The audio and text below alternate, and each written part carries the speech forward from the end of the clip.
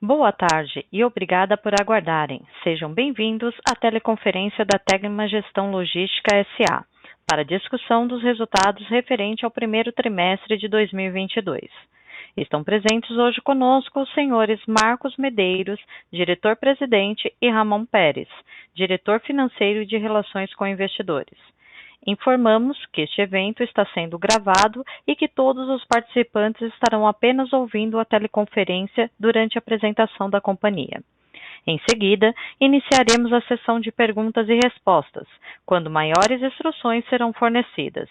Caso algum dos senhores necessite de assistência durante a conferência, queira, por favor, solicitar a ajuda de um operador digitando *0. O replay deste evento estará disponível logo após seu encerramento por um período de 7 dias. Assim, gostaríamos de passar a palavra ao Sr. Marcos Medeiros, diretor-presidente da Tegma, que dará início à apresentação. Por favor, Sr. Marcos, pode prosseguir. Boa tarde a todos. Sou o Marcos Medeiros, CEO da Tegma. Em nome de toda a empresa, agradeço mais uma vez a participação em mais uma teleconferência de resultados. Comigo aqui tem o Ramon Pérez, nosso diretor financeiro de RI, além de Ian Nunes, da área de RI. Passando pelo slide 2, damos um disclaimer a respeito das nossas declarações prospectivas. No slide 3, onde falamos dos destaques do trimestre, começamos com o anúncio que recebemos o prêmio de Transformação Digital Brasil. A Tegma foi uma das 17 organizações selecionadas pelo Instituto Micropower, Transformação Digital, para receberem o prêmio. De acordo com os organizadores, a iniciativa tem o objetivo de identificar e reconhecer instituições com experiências em inovação e em transformação digital, que se destacaram no período de 2021. Passando para o segundo tópico, falamos dos impactos esperados do conflito da Ucrânia e do surto de Covid na China, na indústria automotiva. A Rússia e a Ucrânia são grandes produtores de insumos essenciais para a produção de veículos, como o paládio, gás neônio e chicotes elétricos, o que torna ainda mais difícil o suprimento global desses produtos. Adicionalmente, o lockdown em algumas cidades da China causa uma pressão nas cadeias de suprimentos globais, que podem impactar a produção de veículos no Brasil nos meses subsequentes. Terceiro destaque, conforme detalhado em ata de reunião de conselho de administração do dia 20 de abril, realizamos a conversão das debêntures da startup Rabot e adquirimos novas ações no valor de R$4 milhões. Nesse processo, somado a outras capitalizações que a startup receberá de outros investidores, a Tegma terminará com 16,2% na empresa. Simultaneamente, a startup fez a sua série A, com um braço de inovação de uma grande instituição financeira. Dados esses destaques, passo a palavra para o nosso diretor financeiro, Ramon Pérez, para que ele possa falar dos nossos indicadores operacionais, resultados, fluxo de caixa e demais indicadores. Obrigado, Marcos. Boa tarde. Começando, então, pelo slide 4, nós vemos as principais estatísticas do mercado de veículos no Brasil. A gente pode observar no gráfico de cima que as vendas domésticas do primeiro trimestre de 22 foram 25% inferiores às vendas do mesmo período em 21. Isso é reflexo do impacto do cenário econômico que vem afetando a demanda, além das dificuldades de suprimentos que as montadoras estão enfrentando. Foi destaque negativo mais uma vez, né, a parada de 4 semanas da fábrica da General Motors em Gravataí, no Rio Grande do Sul. Em função desse cenário, a produção também se retraiu 18%, conforme o gráfico abaixo e à esquerda. A queda da produção, no entanto, ela foi amenizada pelo crescimento de 14% das exportações. Isso em função, né, do bom desempenho das vendas para o Mercosul e para o Chile, como mostrado no gráfico à direita. No slide 5, nós vemos os principais indicadores operacionais da divisão de logística automotiva. No gráfico acima, a quantidade de veículos transportados no primeiro TRI de 2022 foi 15% inferior na comparação anual, mas o market share cresceu quase 1 ponto percentual, na casa dos 24%. Esse crescimento do market share se deu em função de um mix favorável de vendas dos principais clientes, apesar da parada de 4 semanas, né, da principal fábrica da General Motors, como comentamos. Isso que nos afetou negativamente. A distância média, no gráfico abaixo, foi 7% inferior no primeiro TRI de 22, em função de 2 fatores.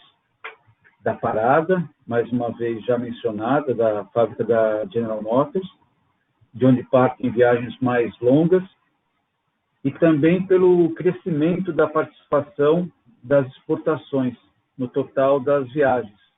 Elas têm uma distância menor.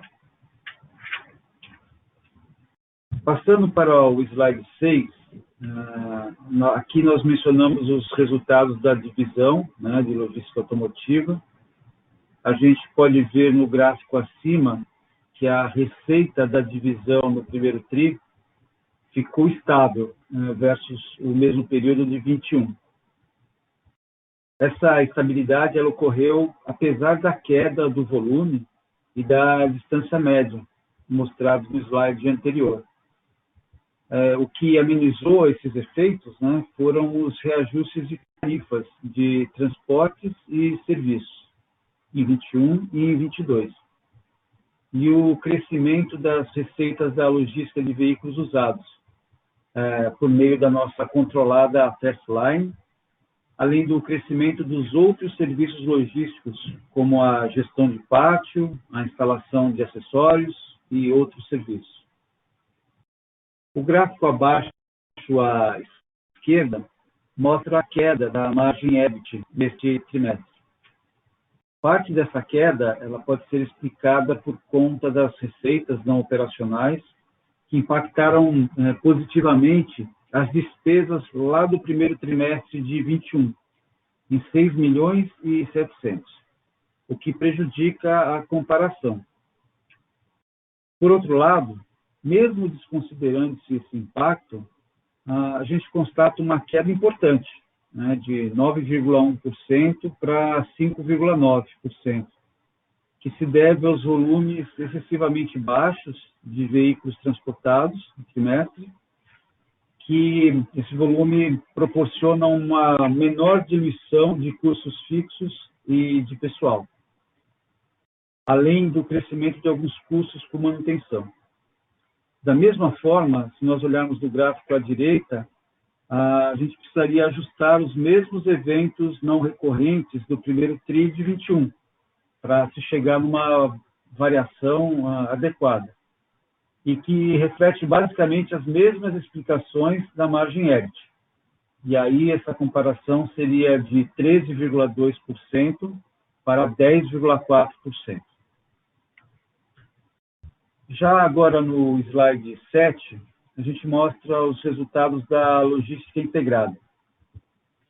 No gráfico acima, o crescimento da receita da divisão no primeiro trimestre deste ano versus o ano passado reflete principalmente a atracação de 2 navios com sulfato e barrilha em janeiro, que deveriam ter atracado em dezembro de 21. Esse desempenho ocorreu apesar da queda das receitas da operação de logística para o setor de eletrodomésticos. Isso reflete as dificuldades do varejo brasileiro e algumas questões pontuais de suprimento de peças também. Essa evolução positiva das receitas, ela se reflete nas margens, tanto o EBIT quanto o EBITDA. Elas apresentaram crescimentos expressivos em função da melhor diluição de custos. Agora, passando para o slide 8, a gente fala um pouco sobre os resultados consolidados. Destacamos aí a receita líquida no gráfico de cima, 3% superior, impactada negativamente pela redução de 15% na quantidade de veículos transportados e de 6,7% na distância média, isso no primeiro tri. Mas elas foram compensadas, mais que compensadas, pelos reajustes de tarifas da divisão automotiva e pela recuperação da receita da logística integrada. A queda de 28% do EBIT e de 3,9 pontos percentuais da margem EBIT no primeiro TRI, na comparação anual, ela está refletindo as perdas da logística automotiva, com o volume, com as distâncias menores, e também o evento não recorrente positivo que foi mencionado já no primeiro TRI de 21. E se a gente desconsiderasse esse evento, indicaria uma queda de 10,1% para 9%. No entanto, vale destacar que esse resultado foi ajudado pela melhora da logística integrada, assim como nas variações do EBITDA à direita, que também neste caso, se a gente fizer a exclusão do evento não ocorrente de 21, do primeiro TRI de 21, estaria uma queda de margem de 16,5% para 14,6%. Quando se excluem os eventos não recorrentes que afetaram positivamente o primeiro TRI de 21. E a gente também verifica que houve uma redução de despesas, mesmo no momento de alta da inflação. Por fim, ali no gráfico à direita, a gente pode observar que o lucro líquido do primeiro TRI caiu somente 7%, ou seja, uma retração de 0,8 pontos percentuais de margem líquida, o que é muito menos que os indicadores operacionais. Isso ocorreu em função do melhor resultado da equivalência patrimonial, da nossa joint venture, a GDL, que já cresceu 63% desde seu início de suas operações, e já representa mais de 10% do nosso lucro líquido. Além disso, também houve uma melhora do resultado financeiro. Isso é consequência do aumento do CDI no período e da razão entre caixa e dívida nesse mesmo período. Adiante, no slide 9, a gente mostra no gráfico à esquerda o CAPEX, que foi de 4 milhões no primeiro TRI de 22. Isso representa 1,8% da receita líquida, sem nenhum investimento assim que individualmente se destacasse. No centro, a gente pode observar o ciclo de caixa de 50 dias, do primeiro TRI, 3 dias inferior ao do trimestre anterior. Esse indicador ele continua influenciado por um maior contas a receber, que está acima do volume regular, por conta de questões comerciais. Mas isso vem se regularizando pouco a pouco, mas de uma maneira muito consistente. Por último, à direita, nós vemos o fluxo de caixa livre da companhia, que foi de 72 milhões no primeiro TRI, bem superior ao primeiro TRI de 21, em função da regularização de recebíveis atrasados e da liberação de mais capital de giro da operação automotiva. No slide 10, nós mostramos detalhes sobre a nossa estrutura de capital. No primeiro gráfico, fica evidente que o caixa de 211 milhões de reais em março de 22 é muito superior às amortizações da dívida bruta atual. dos próximos 3 anos. Nesse primeiro TRI de 22, foi realizado o pagamento de 10 milhões de notas de crédito de exportação, e é isso que explica o aumento do custo médio da dívida no gráfico ao lado, já que ela possuía um custo bastante baixo. Dessa forma, assim, só pelo efeito de a gente liquidar uma dívida mais barata, nosso custo médio se elevou a CDI mais 2,9%, como a gente mostra no gráfico ao lado. Mas agora, em abril, nós também realizamos o pagamento de 50 milhões de uma outra nota de crédito de exportação que venceu. E, nesse caso, esse pagamento vai reduzir de novo o nosso custo médio a patamares bastante inferiores. Sobre a composição da dívida líquida, na tabela abaixo e à esquerda, podemos ver que, em março de 22, nós apresentamos um caixa líquido de 91 milhões de reais, refletindo a estrutura bastante desalavancada da companhia. Por último, à direita, a gente ressalta que, mesmo em um momento muito desafiador para a indústria automotiva, né, nosso rating foi reafirmado pela Fitch no mês passado, no patamar de A local, com perspectiva estável. Finalmente, passando para o último slide, aqui a gente mostra primeiro a evolução do nosso retorno, tanto sobre o capital investido, quanto sobre o patrimônio líquido, no gráfico de cima. A gente destaca aqui o ROIC de 16,3% em março de 22, representou uma queda em relação a dezembro de 21, que reflete principalmente as dificuldades enfrentadas aí pela indústria automotiva, isso somado aos problemas macroeconômicos e aos seus reflexos, os seus impactos no varejo nacional. O ROI do trimestre, por sua vez, foi estável em relação ao de dezembro de 21. Isso em função da melhora da equivalência patrimonial, conforme já explicado, e da queda do resultado financeiro, que compensaram as perdas operacionais do período. No gráfico abaixo, à esquerda, mostramos o histórico de dividendos e de juros sobre capital pagos pela companhia. Na linha cinza, a gente mostra o payout das distribuições e o dividend yield, que em 21 se recuperou, atingindo quase 6%. Nos gráficos na parte inferior à direita, falamos de informações relacionadas às nossas ações. Primeiro, no gráfico de cima, de múltiplos.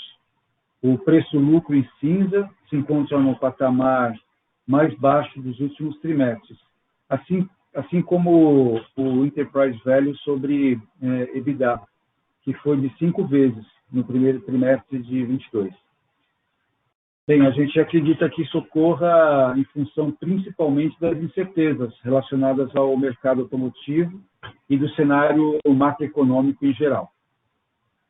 Logo abaixo, a gente vê o desempenho da nossa ação em comparação com o índice Ibovespa e em 2022.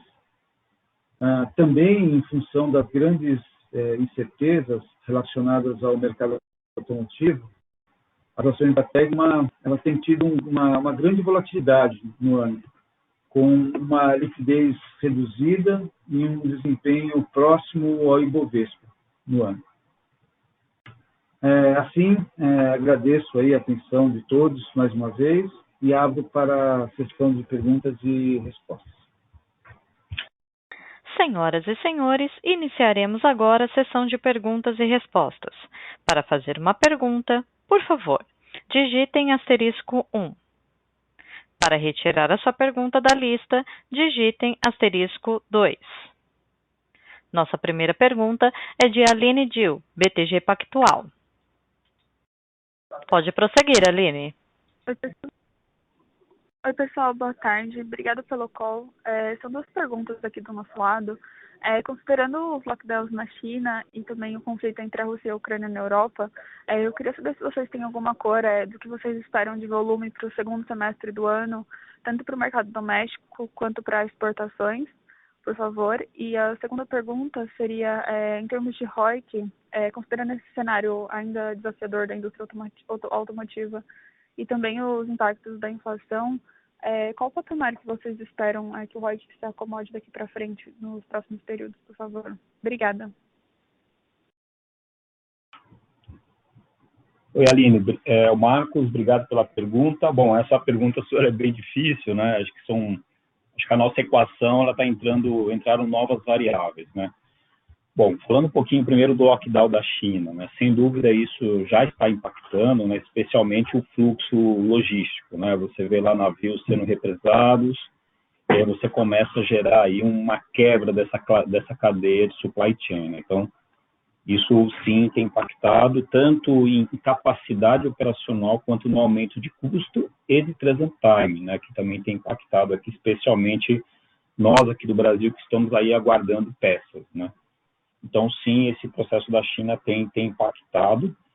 Em relação ao conflito da Rússia e Ucrânia, né, como a gente já comentou aí, tem também um impacto, porque eles têm lá, né, matéria-prima e produtos, né, que são importantes aqui para o nosso setor, né, para o setor automotivo, né, como o paládio, o gás neônio, chicotes elétricos, né, estão completamente ligados aí à produção. Então, nas últimas conversas que tivemos com os nossos clientes, né, eles sim estão preocupados com esse atraso desse abastecimento, mas especialmente com os custos, né, que certamente serão maiores aí nos próximos meses. E por que isso, Aline? Porque eles estão tendo que achar opções de fornecimento, né? Então, se eu não consigo comprar da Ucrânia, ou se eu não consigo trazer determinado material da Rússia, eu preciso desenvolver novos fornecedores. E esse tempo e esse desenvolvimento, ele traz aí um custo adicional ao processo. Então, esse é o impacto, vamos dizer, que já chegou aqui nas montadoras, né? Agora, o que isso traz de impacto o volume no segundo semestre é difícil de prever, viu, Aline? Assim, está todo mundo com muita precaução, né? A gente vê, por um lado, algumas montadoras falando em retornar capacidade, ao mesmo tempo você vê montadoras parando em férias coletivas, né? Então, assim, existe aí um mix entre acelerar, frear, sabe? Eu acho que, assim, pela a média geral aqui dos nossos clientes, a gente vai ter uma visão um pouco mais um pouco mais clara, né? Aí a partir do mês de junho, tá, Aline? Então, difícil prever aí um pouco o que vai acontecer de volume. Naturalmente, eu acho que de qualquer sorte vai ser um volume maior do que o primeiro semestre, né? Acho que isso vamos dizer assim, é unânime, que pode não ser um volume que nós gostaríamos que fosse, mas certamente será um volume maior, né? O primeiro trimestre realmente foi uma referência muito ruim, né? Muito negativa, não só no Brasil, na Europa, nos Estados Unidos. Então, acho que o primeiro trimestre realmente é uma referência muito baixa. O segundo trimestre deve vir realmente um pouco melhor, aí, pelo que a gente tem acompanhado com a Fábio, com a própria Fenabrás, mas o segundo semestre efetivamente será melhor do que o primeiro, o quanto saberemos um pouco melhor a partir de junho e julho. Vou passar para o Ramon, tá, Aline, responder a segunda pergunta.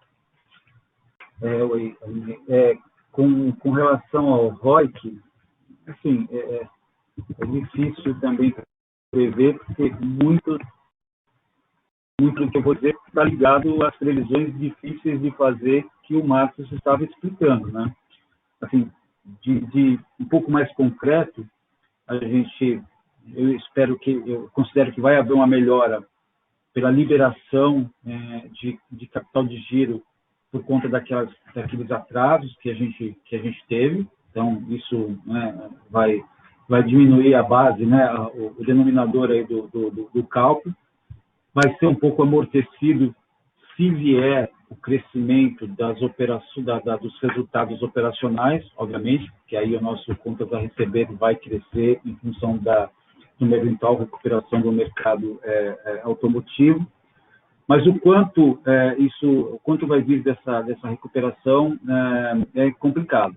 O primeiro trimestre foi um trimestre difícil, né, em termos de volume. A gente tem expectativa de recuperação ao longo do ano, o que se acontecer, traria o ROIC os níveis médios praticados aí, apresentados durante o ano de 21. Então, esperamos sim uma melhora desse ROIC, por conta desses fatores que eu expliquei. O quanto vai depender da recuperação da operação e, enfim, do cenário macroeconômico e da crise dos semicondutores. Mas esperamos sim uma melhora daqui para frente. Boa tarde a todos, eu sou Ian, aqui da área de RI. Eu vou mediar as perguntas que vierem via webcast. Então, a primeira aqui eu vou direcionar para o Ramon, vinda do Felipe Pinheiro, da Polo. Boa tarde. Com a redução do nível de alavancagem no trimestre, podemos esperar um patamar de payout mais elevado para o futuro, como observado em 2021? Ramon. Mantidas as condições aí de pressão e temperatura, nós podemos esperar uma manutenção da política que a gente tem, que é uma política indicativa de 50%, sendo que a gente tem praticado um pouco acima disso em anos recentes, até em função de alguns resultados extraordinários que a gente acabou obtendo, principalmente resultados tributários. Agora, tudo isso vai depender, obviamente, então, assim, manutenção, estabilidade da nossa política.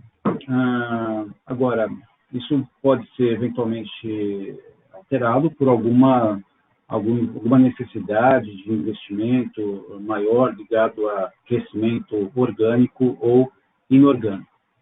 É o que eu posso responder para vocês.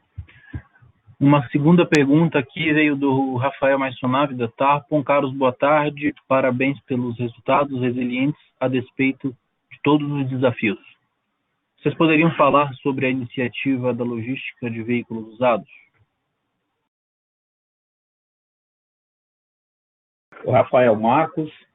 Rafael, só comentando aqui da palavra resiliente que você colocou aqui na tua pergunta, você tem razão, tá? A gente tem realmente focado muito nisso, né? Acho que isso, todos os nossos esforços dentro de casa aqui é garantir essa resiliência de nível de serviço e das nossas margens, naturalmente nesse cenário complexo que a gente falou. Então essa eu diria que é a palavra, nosso principal palavra aqui do dia a dia, tá? Resiliência. Bom, vamos lá. Sobre a logística de veículos usados, né? A gente está tendo uma surpresa muito positiva, né? Os volumes, o ano passado já foram mesmo, com toda a pandemia e tudo que aconteceu com as locadoras, né? Porque as locadoras deixaram de desmobilizar veículos, né? Porque eles não tinham veículos novos, eles acabaram segurando os veículos, né? E essa logística de seminovos, justamente ela entra nessa cadeia, nesse fluxo, né? Mas mesmo assim, fizemos aí algo em torno de 20 mil veículos, né? Lembrando que a Fastline, né, essa iniciativa é como se fosse uma startup, né? Então não dá para comparar com os volumes que nós fazemos aí na Tegma do zero. Mas foi um volume de 20 mil veículos e esse ano, né, nossas estimativas aqui é que esse volume cresça aí próximo de 50%, né? Ou seja, alguma coisa de 30 mil veículos, né? Primeiro trimestre desse ano foi muito diferente dos novos, né? Como a gente já falou aqui, foi um trimestre muito ruim, né? Assim, aquele trimestre para se esquecer. Mas, em contrapartida, os seminovos foi um trimestre muito bom, sabe? Eu acho que também as locadoras, como a gente percebeu aí, né, no relatório deles, eles voltaram a comprar equipamentos, né? Então, com isso, também voltou a gerar esse fluxo de desmobilização. Além de que esse período de férias, né, janeiro, fevereiro, o carnaval que foi mais ou menos, mas teve aí um movimento de turistas, né, gerou também uma mobilização de veículos aí para áreas com maior número de turistas, né? Então, realmente é uma grata surpresa, a gente está bastante otimista, embora seja, como eu já falei, algo ainda pequeno do ponto de vista de volume, mas algo com muito potencial. E principalmente porque nós estamos conseguindo gerar um portfólio de serviços muito maior do que a gente imaginava no início, sabe, Rafael? A gente pensava só no transporte, agora já tem vários serviços acessórios que estão sendo feitos, né? O perfil de cliente também mudou muito, né? A gente conseguiu atrair aí cliente, pessoa física, grandes frotistas, então não só as locadoras, mas também qualquer outra empresa que tenha aí uma frota e que necessite aí de se fazer um transporte, tá, Rafael? Então, realmente, é uma grata surpresa aí no meio desse cenário bastante turbulento que estamos vivendo. Uma próxima pergunta aqui do Gustavo Romi. Duas, na verdade. A primeira, quando deve receber o saldo a ser pago pela SADA? Vai haver alguma correção / juros? No ritmo que está ocorrendo a amortização, acredito que por volta de 4 ou 5 meses a gente deve ter o saldo todo liquidado. Não fez parte da negociação nenhuma remuneração adicional, um custo financeiro, mas lembre-se que isso vale tanto para o valor que a gente deve, como para o valor que eles devem para a gente também. Tá? Então, sim, há uma diferença, obviamente, desfavorável a gente, mas o mais importante é que a gente está resolvendo essa pendência e seguindo adiante. E uma última pergunta do Gustavo sobre os resultados da GDL, que foram bem fortes. Se poderia comentar algo mais sobre essa operação. Gustavo, é o Marcos. Bom, essa acho que também foi uma ótima surpresa. Surpresa não, porque já é o terceiro ano consecutivo que a gente vem com resultados recordes, né? Ou seja, o terceiro ano consecutivo, estou falando já aqui de 2022 também, uma perspectiva bastante positiva, né? Você perguntou para falar um pouquinho mais dessa operação, né? Um CLIA, né? Um antigo porto seco, né? Um dry port. Basicamente, a operação é receber cargas, seja de aeroporto, ou seja, do porto ali na região do Espírito Santo, né? E você faz esse armazenamento da carga alfandegada, né? A gente também tem um serviço lá de armazém geral, a partir do momento que a carga ela é nacionalizada, a gente também presta um serviço de armazém geral, né? As cargas, tem diversos tipos de cargas, desde veículos também, que operamos lá, tem muito veículo também, mas você tem carga farmacêutica, bens de consumo em geral, né, equipamentos, tem vestuário, enfim, tem diversos tipos de cargas. Uma parte da precificação, ela considera o valor CIF da carga, né, um percentual sobre isso, então o dólar, ele favoreceu uma boa parte do ano, né, agora recentemente até caiu um pouco, mas isso ajudou bastante. Então, é uma operação que nós estamos cheios, nós estamos com uma ocupação acima de 90% e já estamos lá no Conselho de Administração, inclusive, discutindo potenciais expansão, seja a expansão de armazéns existentes ou, eventualmente, de novas verticalizações, enfim. Estamos numa agenda bastante positiva de crescimento e de ampliar especialmente investimentos em tecnologia, né? Essa operação ela ainda demanda de muita gente assim no processo, né, operacional, então tem muita oportunidade de fazer investimento em tecnologia, tanto na parte de armazenagem quanto na parte de movimentação de veículos. Nossa próxima pergunta é de Luiz Catestrano, Itaú BBA. Marcos, Ramon, boa tarde. Vocês conseguem me ouvir?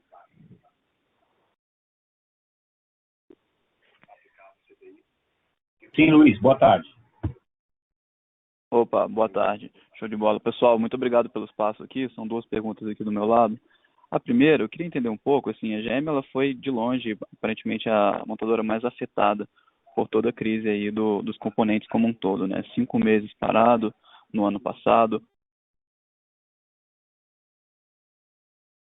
Estando aqui num cenário de novos gargalos no segundo trimestre, dá para a gente assumir que a GM de novo está numa posição fragilizada, ou dado que ela parou agora no início do ano, ela está com uma posição de estoque um pouco mais robusta, vai conseguir resistir um pouco mais, pelo menos no curto prazo, né? A gente viu que a Volkswagen anunciou uma parada importante agora para maio, mas querendo entender um pouco da GM, dado que a planta de Gravataí é tão importante para vocês, né? E a segunda pergunta é com relação a um ajuste no quadro de funcionários que vocês citaram que não fizeram no primeiro TRI, dado que as montadoras sinalizaram uma retomada forte no segundo TRI. Eu entendo que agora o cenário é um pouco mais incerto, então, pensando um pouco para o segundo TRI, vocês já têm alguns ajustes no quadro de funcionários visando trazer as margens para um patamar mais otimizado, ou vocês pensam em fazer isso em algum momento? Como que está a cabeça com relação a isso? Obrigado, pessoal. São essas perguntas. Ô, Luiz, legal. Duas boas perguntas aqui. Vamos falar um pouquinho da GM primeiramente, né? Você tem razão, eles sofreram muito ano passado, né? Acho que foi uma parada assim histórica, né? 5 meses, e custou muito caro para eles em vários sentidos, né? Mas acho que especialmente ter perdido lá a primeira posição do carro mais vendido, né? Eu acho que eu já comentei em outros calls, eu estive lá em dezembro na fábrica, né? Foi quando eles começaram ali em novembro, dezembro, eles voltaram a produzir. E, incrivelmente, o Onix atingiu a primeira posição em dezembro novamente, né? Então, eu fui na fábrica, eles estavam lá com as faixas, né? O campeão voltou, tal. Então, assim, eles estavam muito otimistas, vamos dizer, no começo do ano, né? Bom, com isso que a gente já comentou aqui um pouquinho, né? Bom, teve a Omicron aqui no Brasil, que foi um absurdo em janeiro, né? Foi um pico. Pra você ter uma ideia, aqui na Tegma, pegando todo o período de Covid, janeiro agora foi o pior mês do ponto de vista de contaminação de pessoas, né? Então, realmente, a Omicron fez um estrago e afetou muito todas eles, né? Bom, olhando um pouquinho para frente, é difícil, Luiz, te dar uma precisão dessa resposta, porque nem eles têm essa resposta, tá? Eles já tinham falado em aumentar o terceiro turno, em aumentar a capacidade. Aí veio esse conflito da Ucrânia e da Rússia, que, como eu já comentei aqui, né, numa outra pergunta da Aline, tem sim impactado eles, né? Então, assim, eu diria que é aquela história, um pé no acelerador, outro no freio, tá, Luiz? Não existe ainda um otimismo para dizer assim, olha, vai ser muito maior. O que a gente percebe, e a gente percebe no dia a dia aqui dos nossos volumes, né, que nós carregamos lá na fábrica, é que existe sim um volume que tem se mantido, né? Ou seja, não está caindo, né? Agora, o quanto isso vai crescer para o segundo trimestre, como eu já comentei, vai depender muito do mês de junho. Eu acho que o mês de junho vai ser um mês importante para o trimestre, porque maio, por enquanto, os volumes têm se mantido aí igual o mês de abril, assim, no caso da GM, né? Então, em relação à GM é isso, Luiz. Bom, em relação ao quadro de pessoal, né, a gente tem que lembrar só o seguinte, né, se a gente comparar com o ano passado, né, ainda na época do pico da pandemia, na pandemia, lembra que nós tínhamos aquelas flexibilidades, né, da legislação trabalhista, né? A gente podia ter o layoff, a gente fizemos férias, tinha muito mais flexibilidade, né? Hoje e nós não esperávamos esse trimestre tão ruim como foi, né? Por outro lado, a gente tinha essa expectativa, que hoje a gente viu que ela foi um pouco frustrada do ponto de vista de volume, né, com essa falta de peças que continuou, né, e algumas paradas que não estavam previstas e que aconteceram, né. Então, porque agora, como nós não temos essa flexibilidade, porque assim, até férias a gente não esgotou, né, acho que todo mundo tirou férias no ano passado, quem tinha e quem não tinha, então esgotou-se, vamos dizer, essa alternativa de férias, né. Não temos mais o layoff. Então, agora, assim, qualquer variação de headcount, a gente está falando de um processo de demissão e tal. Naturalmente, dentro da nossa política aqui de engajamento das pessoas, a gente procura evitar isso. Acho que nós não chegamos a um ponto ainda de tomar essa decisão, até porque, Luiz, tem muitos carros aí parados nas fábricas, esperando apenas chegar o chip, sabe? Então, um container que chega lá com 30 mil peças, a gente tem em 2, 3 dias um volume grande. Não dá para prever isso, e eu também não consigo contratar pessoas com essa velocidade, com esse padrão que a Tegma tem. Então, é uma decisão sempre muito difícil, mas a gente optou, então, em manter um headcount, vamos dizer, um pouco acima do necessário para o volume que aconteceu, não para o volume que esperávamos que acontecesse, mas, naturalmente, é uma conta que a gente acompanha no dia a dia aqui, Luiz, tá? Mas então foi isso, foi falta de flexibilidade, a gente optou em manter o nosso time, até porque é um time muito bem preparado, muito bem treinado, e tem uma conta, Luiz, que se faz, né? Assim, qual é a conta de você demitir essas pessoas, depois de 2, 3 meses você contrata de novo, você pode perder essas pessoas no mercado, treinamento, engajamento, motivação. Então, é uma conta bem mais completa de se fazer. Não, perfeito, pessoal, claríssima. Excelente resposta. Muito obrigado. Lembrando que para fazer perguntas, basta digitar *1. Para retirar a sua pergunta da fila, digitem *2.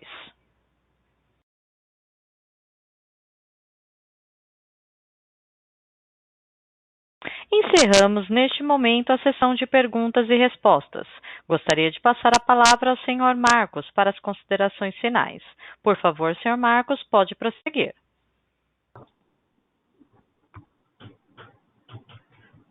Bom, gostaria de agradecer a todos mais uma vez, né, por participar do nosso call.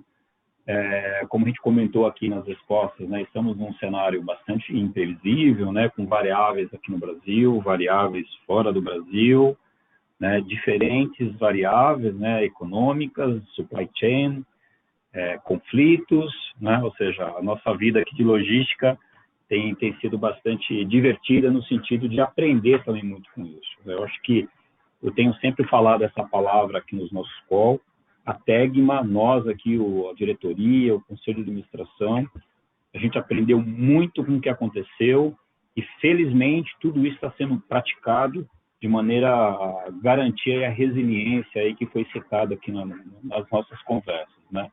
Esse tem sido o nosso foco, manter o nosso time engajado, manter resiliência, o controle, especialmente de custos e despesas, como vocês viram aí nos nossos resultados, e especialmente voltamos a fazer os investimentos necessários. Voltamos a investir em equipamentos, voltamos a investir especialmente em tecnologia, não foi à toa que ganhamos o prêmio de transformação digital, né? Mantemos aí com um outro importante cliente nosso, investimentos em novas startups, fizemos aí, né, a conversão das nossas debêntures na Rabot, que é uma startup de grande sucesso e que a gente acredita muito no futuro dessa startup, né? Então, acho que é isso, pessoal. Agradecer mais uma vez a todos. Boa tarde. Vamos em frente. A audioconferência da Tegma está encerrada. Agradecemos a participação de todos. Tenham uma boa tarde e obrigada por usarem a Chorus Call.